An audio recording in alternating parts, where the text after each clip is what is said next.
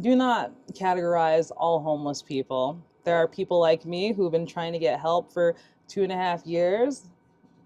They don't want to help me. Just don't judge a book by its cover. I own my Yeah, past. I have evictions, and once you have evictions, getting a new place is extremely difficult. So, yeah. just keep in mind we are still people, and we're doing the best we can.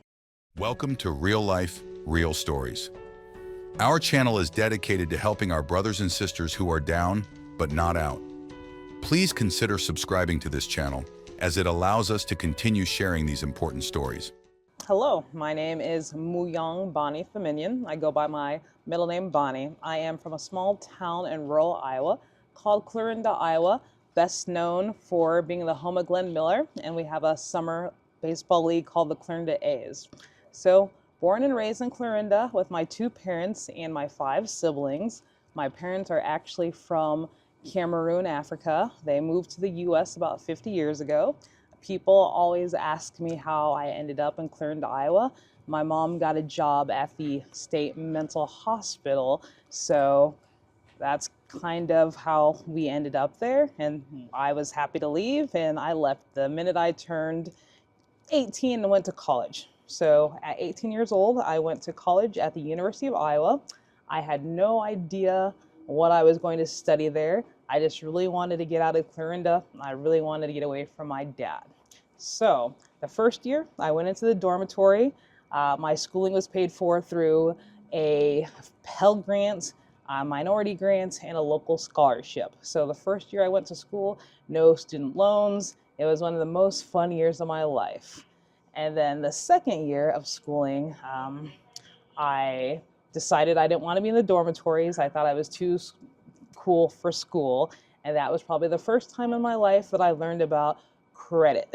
So this is how I became homeless for the first time. Unfortunately, there are many times that I've been homeless, but this was the first time. So I was a 19-year-old at the sophomore at the University of Iowa, and I kept going from place to place and applying to get into different apartment complexes, and I kept on getting rejected. And I didn't understand why I kept getting rejected. I thought maybe I had no credit score, and that's why.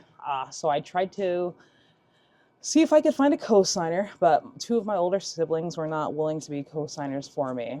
And then my dad could not be a cosigner. So we get into a very, very rich history with my dad. So my father actually has a master's degree in engineering, but his life, it pretty much fell apart.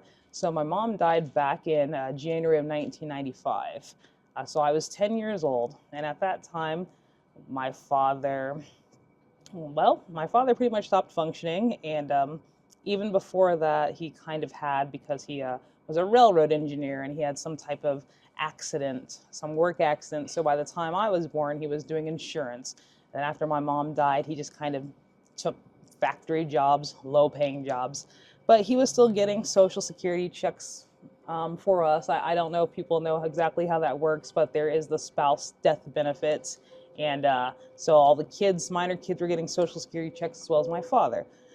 Well, my father was a severe alcoholic, and he was a gambling addict, and he had mental illness. So I grew up with a lot of shame and a lot of embarrassment because my father, because as I mentioned, my family's from Cameroon. So if you take this back to the 90s, we were calling Cameroon all the time. We would have like $500 a month phone bills. And so my family finally got a fax machine, because I think maybe it was like $1 to fax a page or something back then. I don't know. I thought we were pretty cool because I didn't know too many people had fax machines in their homes in the early 90s, but we did. So that's just some background on my father. So turn 19, I find out my father's credit is shot. My father cannot possibly co-sign for me. And I finally looked at my credit report. And what did my credit report say? Somebody had opened a credit card in my name. So at 19 years old, I'm just sitting here, even back in 2003, this would have been, applying for apartment complex after apartment complex, getting rejected, spending $30 in application when I'm making $7.25 working at Panera Bread. And then I got my credit card. Oh, there's a $1,000 Bank of America credit card using the name Bonnie. Well, Bonnie's my middle name. Bonnie's not my first name. One of my siblings had opened a credit card in my name. So I finally had to drop out of college because living in my Kia Sophia, driving around, trying to do my schoolwork, trying to work, trying to maintain this image that I wasn't a homeless person just finally became too much for me. So that May, I dropped out of school and just kind of started living in my car. So my car, my Kia Sophia, actually broke down on university property. So I was getting parking ticket after parking ticket every day. And the car, even though I paid for it, was actually registered in my name. And so the University of Iowa called my sister and they were just like, why is this person sleeping in a car on our property? And so, I was able to get the car towed out of there or whatever and stop staying there. So the first couple years, since I was still young, I was trying to get sleep wherever I could get sleep at, whether that be university buildings where I could still blend in. So that was kind of like your first taste of homelessness. That was my first taste of homelessness as a 19-year-old. Yeah. But, again, since I was a college student, I did get away with it. I was able to kind of get through that time period without most people knowing I was a homeless. I think a few people suspected it, but nobody really wanted to have that conversation with me. So I started couch surfing and, kind of burning bridges because I was like staying at people's place all the time. I was like, well, why don't you stay at your own place? You know what I mean? So that was the first taste of homelessness. And this kind of went on till I was about 23 years old. I pretty much just would find places on Craigslist. I would always look for apartments that had no deposit. Then I would rent these rooms out for like $300. Then the lease would be up and I'd be on the street. And this cycle continued pretty regularly until I was 25. So 23 is the first time I actually had a lease with my own name on it. So it took me till I was 23, and then I'm like, wow, I really wish I had known all these things when I was 19 years in college. I found one of the big apartment complexes in the city that just rented to a bunch of university students. They didn't do credit checks or anything. I'm like, wow, I wish I'd known that a couple years ago. So that was my first apartment. Became 25. I got a job with a company called ACT, the big testing company. I didn't make a whole lot of money, but that was actually when I got some stability. So from probably the age of 25 to 32, I actually lived in the same apartment complexes. And a lot of this time, I have a demon. Usually we have demons. Us chronically homeless people have some type of demon. So my demon was gambling. So I fell into gambling. I started gambling when I was 16 years old.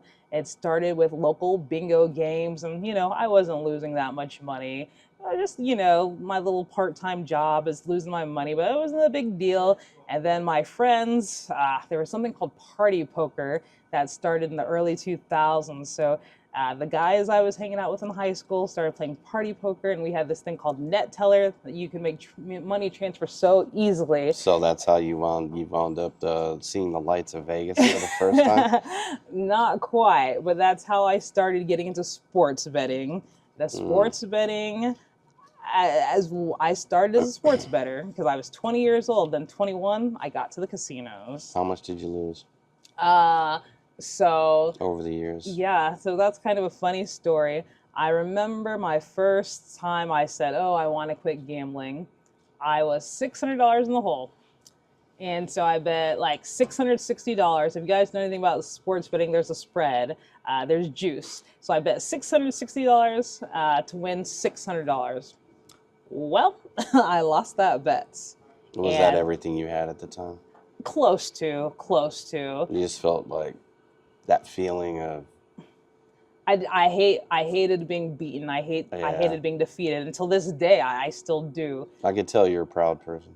I am a very proud person. So that's how it started. Yeah. I don't know if I would have actually stopped if I'd won that money, but that $600 has now steamrolled into over $200,000. I don't keep exact count, but I know my worst gambling sessions on a day have been like $20,000. So credit card advances, my credit shots. So as I mentioned, all homeless people kind of have an origin story of how they became homeless and how they stayed homeless. Well, when you start gambling that kind of money and your income doesn't support it, your credit score tanks.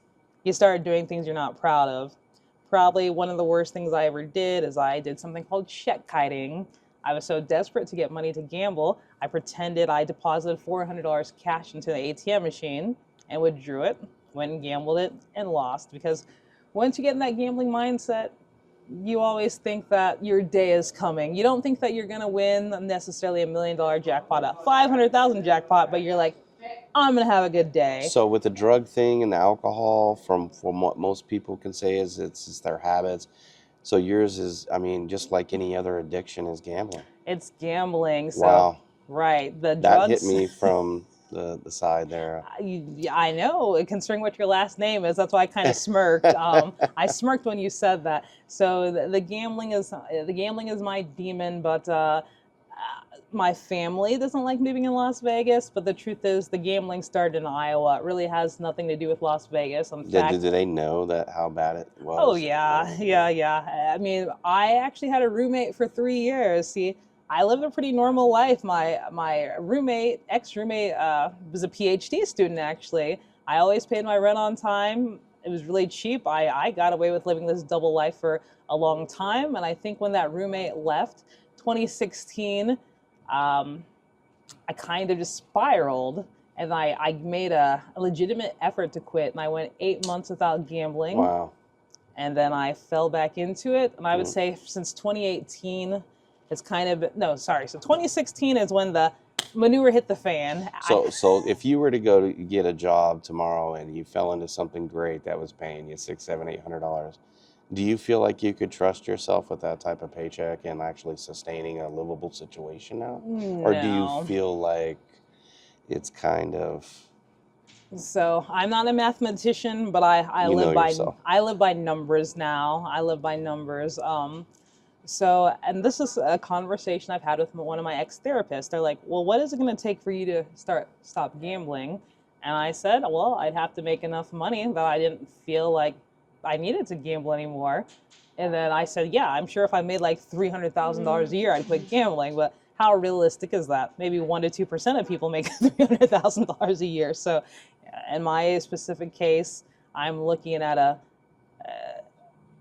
thing that I don't think I'm going to beat, basically, because unfortunately that is what excites me. And the drug problems, I've never had a problem with drugs. And a lot of people assume that because you're homeless, you have a drug problem. And I tell them, you know what? The only times I actually did drugs, I was with other college-educated professionals. My friends and I did ecstasy when we were going to raves. I don't know how many ecstasy homeless people you know that are out on the streets doing ecstasy going to raves. Not very many. I don't run into too many. Not very So many. you wound up getting to Vegas what year? So the first time I came to Vegas as a homeless person was actually 2018. That was a very short stint. I'd been homeless in Iowa before, but I'd never been homeless in Vegas before. So I did another thing that some of us chronically homeless people do. I had just gotten evicted from my apartment in Iowa. I had a job, I had income. Came here, gambled all my money away, and I knew I was going to have to wait 2 weeks for my money to go back home. So I went to a hospital emergency room. I said, I'm suicidal.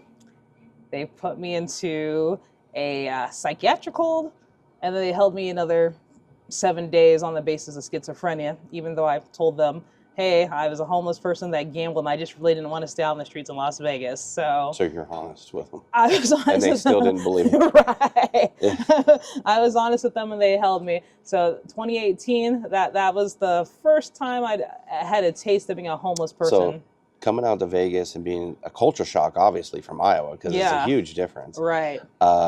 When you found out that you were on the street, did you go to St. Vincent's? Did you go to Salvation Army? Did you just start camping out? I mean... That was not till 2022. So 2022, I came back as a housed person, actually. I had an apartment, which I got evicted from in February, but when I came here, I got a housed apartment. Same thing, lost my money, thought my family would help me out. Well, yeah, my family said, figure it out yourself. Because you had already been back and forth a couple times. I had, but not as I was never staying here. Right. So that time I missed my flight because I got lost downtown. I missed my Allegiant flight. Allegiant's a budget airline. So I missed my flight. They wouldn't rebook me. I went to Easy Pawn, gave them my pawn shop. I gambled a little money, lost it. And then I went to the Courtyard. So that was my first taste of the homeless street life, was January 2022. Went there for 2 days. They bought me a ticket home. I said, oh, this wasn't so bad. So come November 2023, that brings us to where I'm at in my life now. November 2023, I had filed for disability in October 2023. So we are speaking in July of 2026. My disability case is still ongoing from that time. Jeez. I've been rejected multiple times, but I keep appealing it and I'm still waiting. So November 2023, I came out here the Wednesday before Thanksgiving 2023, and I started staying at the courtyard.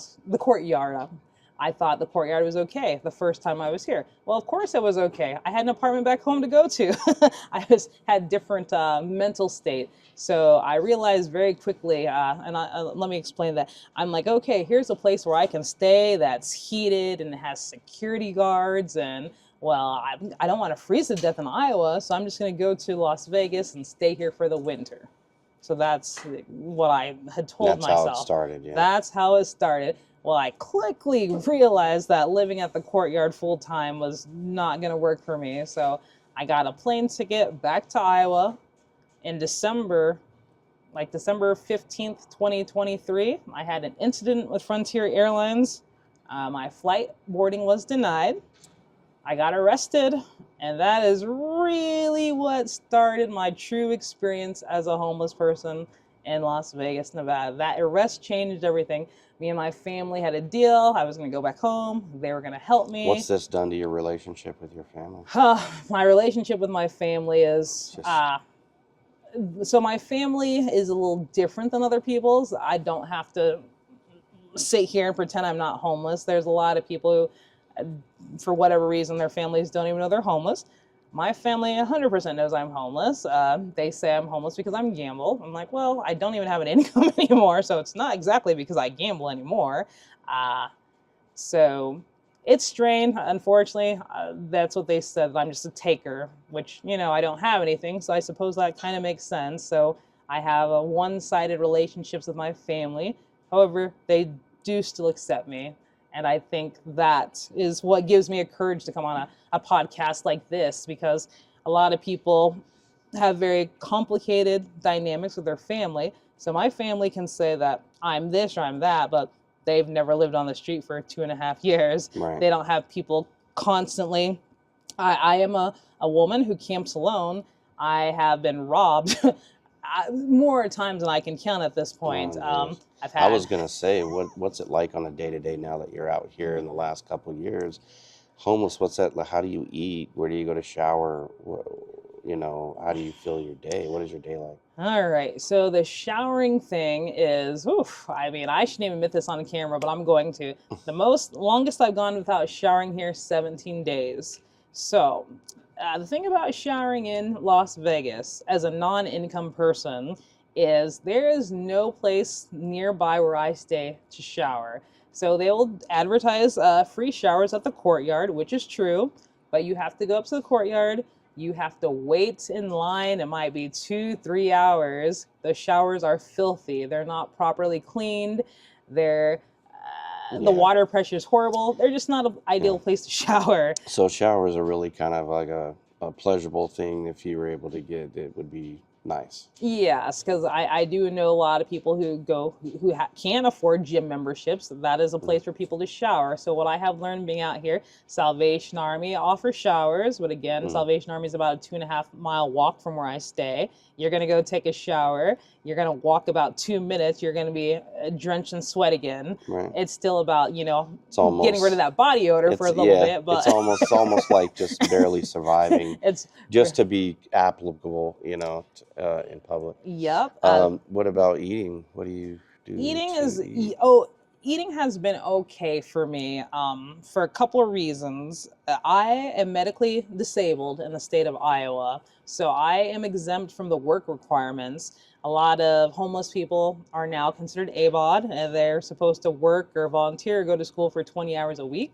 Luckily, I have a physician that realizes I can't really work with the things that are going on. So I don't have to worry about the work requirements. I get the full amount of EBT benefits a month, $298, which It's not really a lot. It sounds like a But not it's lot. enough to get by. It's enough to So get that by. you don't starve. It's yes, and it's For enough the to get by, because that's why a lot of people are like supplemental nutrition assistance program. If you're smart with it, you Right. can make it last. Yes, but Yeah. that money is always, that was never supposed to be your Based sole on source survival. of. Yeah, yeah. Yeah. So I am able to eat, thankfully. Whenever I have cash, I spend my money on food with cash, because again, I don't have a refrigerator. I can't carry large amounts of things. I spend the majority of my time at libraries. Libraries have a baggage limit, so I cannot carry food around for days. That's just not going to be allowed, even if it's canned stuff. A lot of people do. Yeah, but There's a lot of that's waste almost involved. impossible. Yeah. There's a lot of waste involved. So food banks are not for me. Where do you see yourself? I mean, you just going week to week, or have you devised a plan to try to get yourself out of the cycle, or what do you see? Where's your hope at? What's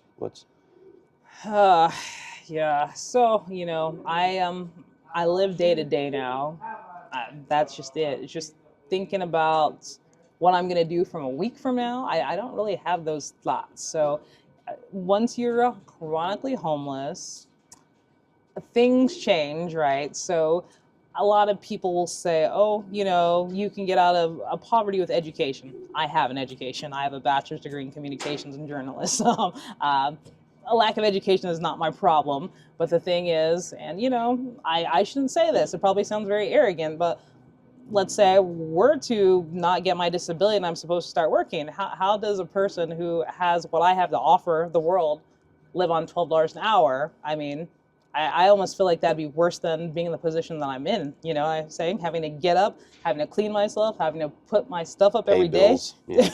Yeah, for $12 an bills, hour. I don't think that life is that a whole lot better struggle than that this. struggle of paying the bills life is it's very eloquently put that it could be almost as difficult, if not more difficult, than being homeless. It can be, and that's a trap. I just want anybody watching this to understand, the Yeah. moment you take a job, I desperately need money. I do not panhandle. I just get by. I do surveys for gift cards. These surveys pay me so little that I might be working for equivalent to $1 or $2 an hour.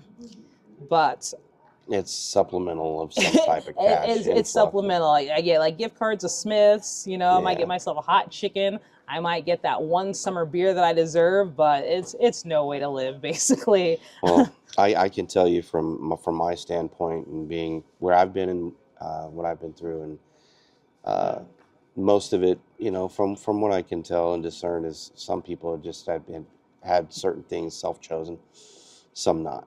And it just seems like it's kind of like 50-50. And you seem very intelligent. I couldn't imagine, but I appreciate you sharing for our channel so that the world can see that homelessness is not a disease. It's a situation. It's a situation. It's a situation that sometimes the bureaucracy gets in the way of being able to get streamlined help to be able to get a leg up. Yeah, so in my closing statement, I would just try to say, do not categorize all homeless people. There are people like me who've been trying to get help for 2.5 years. They don't want to help me. They want to help the people who can't help themselves. pretty much can't help themselves. So could I return to society? Absolutely. Absolutely. You're in society now. That is a good point. I am in society now, but just don't judge a book by its cover. I own my past. I have evictions, and once you have evictions, getting a new place is extremely difficult. So just keep in mind, we are still people, and we're doing the best we can. I appreciate it. Thanks for sharing. Thank you. Thank you for watching the entire video.